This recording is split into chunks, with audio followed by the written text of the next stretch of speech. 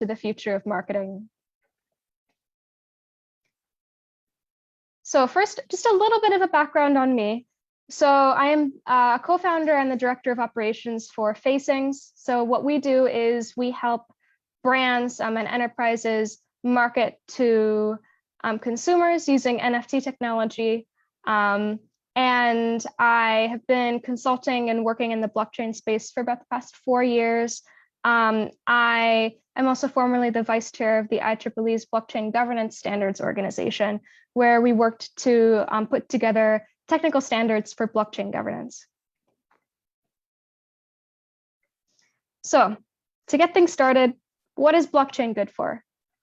Well, it's good for a few things. One of them is traceability. So traceability is the ability for us to determine ownership over time.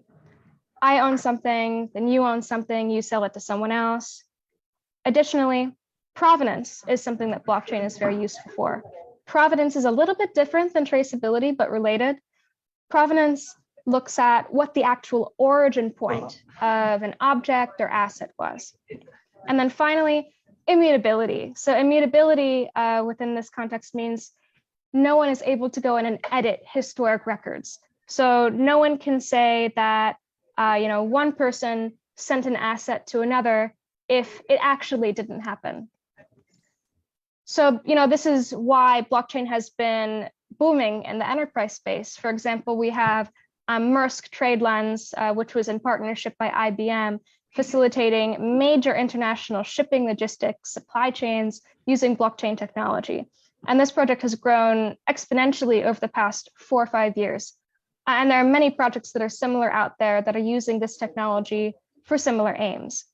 This is in the business to business space, in the enterprise space.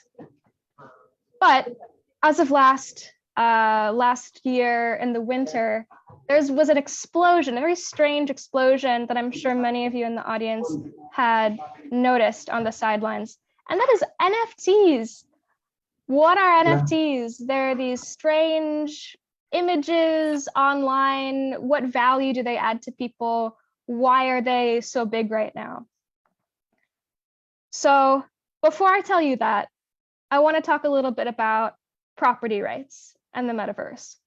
But what is the metaverse? So the metaverse is essentially just the online world.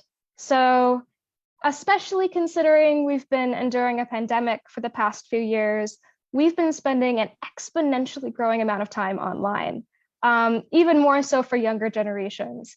And what this is meaning is with every person spending more time online, brands are also trying to move online to get their attention for marketing purposes. So in the physical world, when selling things to people, the concept of property ownership is very, very important. Property ownership is so essential to human society. It's one of the first things that was ever recorded on ledgers back in the Neolithic age. And up until recently, we weren't really able to effectively record ownership of online assets. So, we couldn't say in a video game, look at a hammer that someone purchases.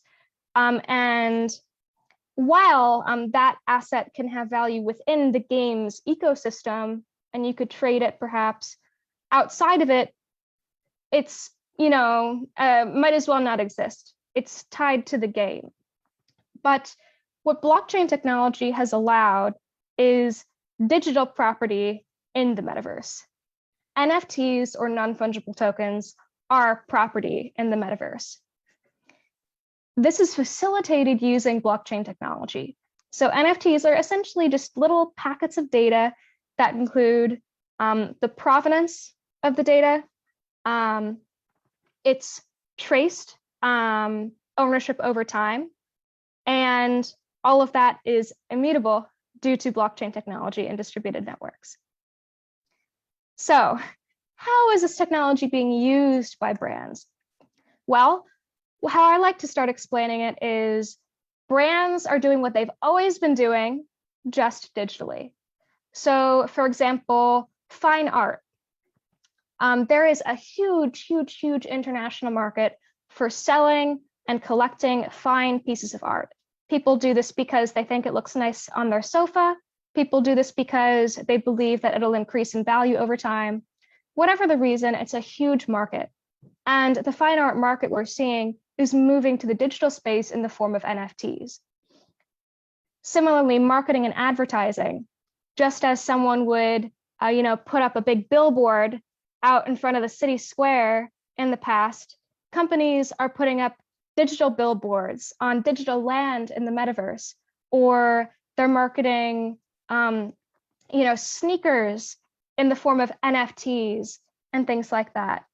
Game assets I already touched upon. While many video games have had assets in the game for many years, they were never really transferable in a way that NFTs are, that allows the liquidity for them to really accrue value over time. And lastly, collectibles and memorabilia. So this is a really interesting area, because in order to interact with these, you care about a few things. You care about a collectible, like say a Babe Ruth baseball card, being authentic, and you care about it being able to have the liquidity to be traded on the open market. And with blockchain technology, many of the needs of these industries are being met only in the online space. Previously, that wasn't really possible, but now it is. And this is pretty monumental. So I told you a little bit about what brands are doing with NFTs, but why do they really care about them? Well, it's because everyone's moving online. These are just a small selection of the brands that are following people into these metaverses. Louis Vuitton, Taco Bell, Anheuser-Busch. So taking a step back though, from a collegiate perspective, from the perspective of young people entering the workforce and improving their career, what do NFTs mean to you? Well, I attest that NFTs are the future of business to consumer marketing. And what's really interesting about the NFT space, what I think makes it a little bit more interesting than even the enterprise blockchain space, is it really sits at the intersection of all of the major disciplines. So whether you're a creative, you're specializing in business and marketing, or whether you're an engineer, you can have a role in launching NFT projects for a brand. So what I highly recommend is digging into the NFT space, getting some high-level knowledge of it, because the jobs in this area are absolutely booming. There are so many opportunities for collaborating with existing brands, metaverse native brands, etc. So that's my message to you. Happy to answer any questions on the NFT space or the blockchain space more broadly. This is my contact information, and I'd be happy to connect with all of you. Thank you.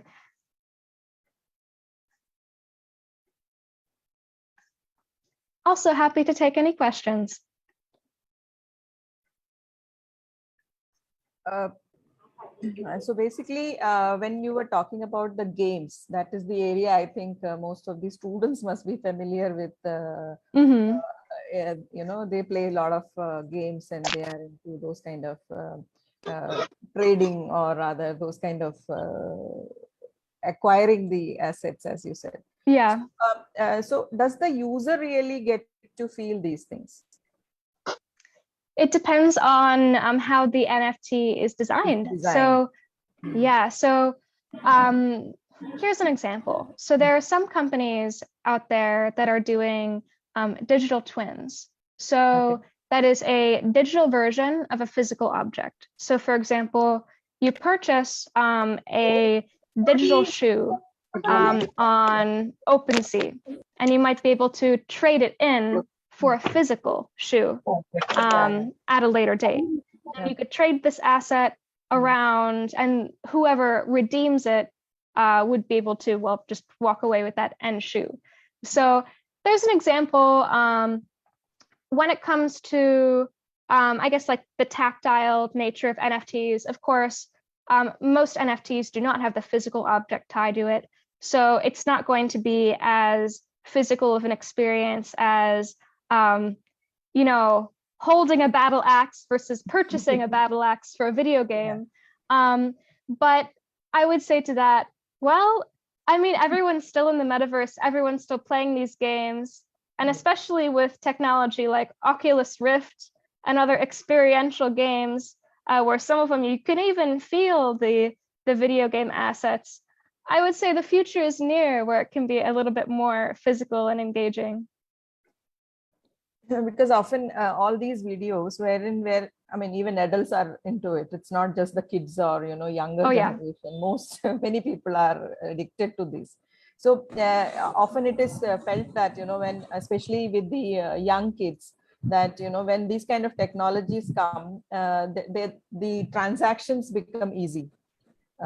Is it true? I mean, is it like a kid who is just, you know, using his mother's credit card and, you know, and transacting? So does these kind of new technologies are stopping checking the user ID and then letting it, or is it like open? If he gets an access to a, you know, paying tool, he can just, it is like that. So it is a threatening thing, or is it like, no, this will provide more security to the personal identity?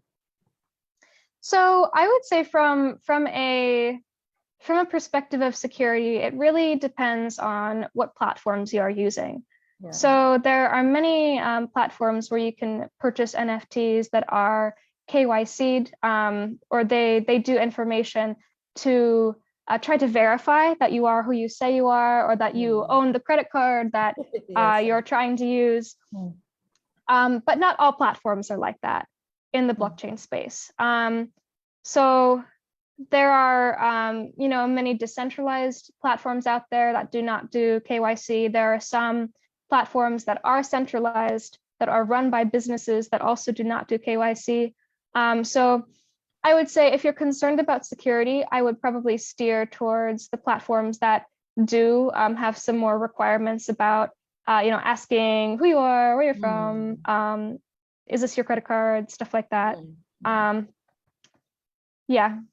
So going back to the sessions yesterday where I was saying the personal identity issue, the same thing is applying here as well, no? Because if it is decentralized, the whole thing is, so they will not have a control over my identity and things like that, because it is a decentralized thing. It is not going through one channel or SSI, which is, you know, taking them to one place. So for a gaming organization, this is good, because anyway, somebody is spending and they are not bothered who is spending, as long as they are getting money and then, you know, the game is going on, you are reaching another level. That is the excitement for the person. So, so also recommend a decentralized way of handling this, or rather it is like, you know, no, it should be some kind of simple SSI rules which are applied to these kind of things.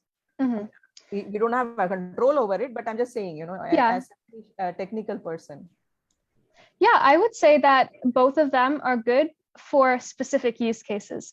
So for example, you mentioned a good example with, you know, a distributed game. They might really not care who someone is. They just care that they're using the game.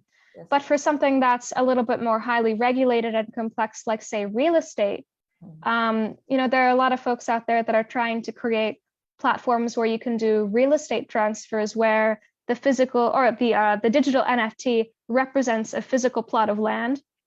In situations like that, you have to have the proper information on all of the parties involved in order to report to the governing body, because it's the governing body who decides for sure who owns the plot of land. So if you don't report that kind of information, then you don't really have a claim to the land. So I would say in a general sense, any very regulated industry probably won't do too well if you don't have, you know, the know your customer sorts of requirements. And for other industries where it doesn't really matter, you're probably fine. Ma'am, we have a query from Steve Fernandez. The question is, with corporates trying to seize the metaverse, such as Facebook, would it be long before all spaces of life move towards the metaverse using NFTs?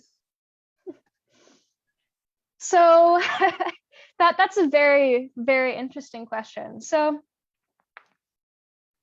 I mean, I think that at least for the foreseeable future, we're probably going to continue moving in the direction of increased time online, decreased time in the physical world. You know, we can talk all day about whether that's good or bad or the upsides and downsides. But I believe that the trends that we're seeing are pushing us in that direction. Just from a personal perspective, it definitely is a double-edged sword.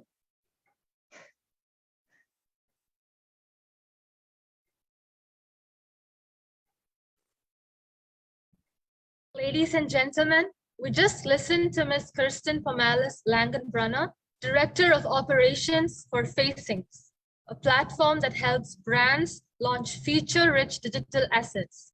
She has been working on enterprise blockchain projects for the past 3 years and was one of the co-founders of the IEEE P2145 Blockchain Governance Working Group. She has been featured as a speaker by INATBA, Hyperledger, Kerala Blockchain Academy, and others for her engaging discussions on blockchain and emerging technology. Prior to entering blockchain, Kirsten led multiple software startups and consulted in the public policy space. On behalf of Department of Computer Applications, SCMS School of Technology and Management, I thank Ms. Kirsten Pomalis Langenbrunner for being with us in spite of the late timings. It will be a great pleasure for us to listen to you again in our future events. Thank you, ma'am. Absolutely, it's a pleasure to be here. Thank you, Melinda. Thank you, Indu. Thank you, Anjana. Thank you all. so much. Thank you. Thank you so much for being with us. See you later. Thank you. Bye-bye. Bye. Ladies and gentlemen, it's time for an interval. Please note, the next plenary session will start promptly after the break at 10:25 a.m. IST. Thank you.